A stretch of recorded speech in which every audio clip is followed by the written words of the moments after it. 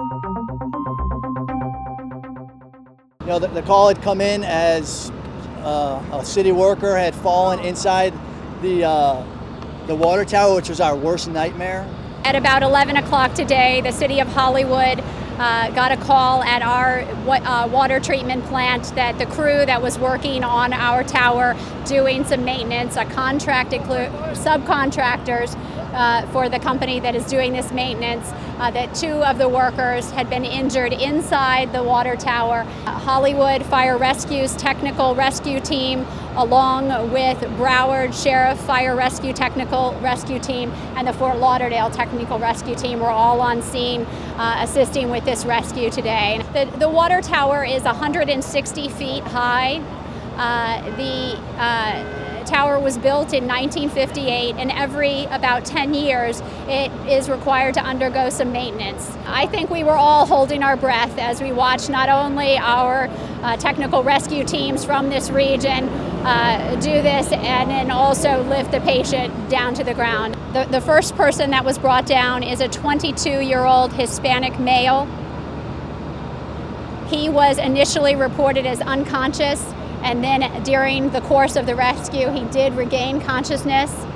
He we believe that he has some type of spinal injury. He does not have any sensation to the lower extremities at this time. They were on a scaffolding, and my understanding is that one side of that scaffolding gave way, and they slid off the scaffolding and fell approximately 30 feet to the bottom of the bowl. It was really hard to see in this space because these guys were 45 feet down. Everything echoed. So when we were able to make contact with the two people on the ground, the one guy gave us a wave, the other guy lifted his hand to let us both know that they were alive. They had serious injuries.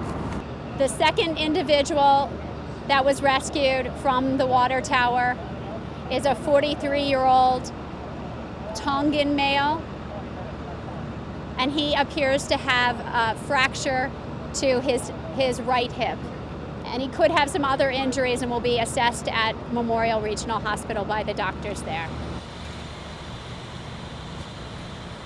A major factor coming off was some of the antennas.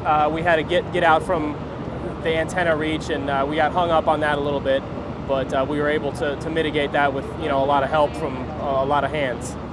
Inside the space, very dark, loud. Every time people made movements up top, it echoed into the space there. It kind of smelled like paint fumes in there. They had been sandblasting, so there was about a foot of sand in there, so it's kind of like walking in the beach. The team on the top will control and will monitor by radio, okay, a little bit faster, a little bit slower, okay, that's good, stop, we need to readjust something, and the team up on the top does all the descending. This is about as bad as it gets because not only did we have a confined space rescue, but we had a very high angle rescue. Coupled with getting equipment up top. So in worst case scenario, this is about as bad as it gets.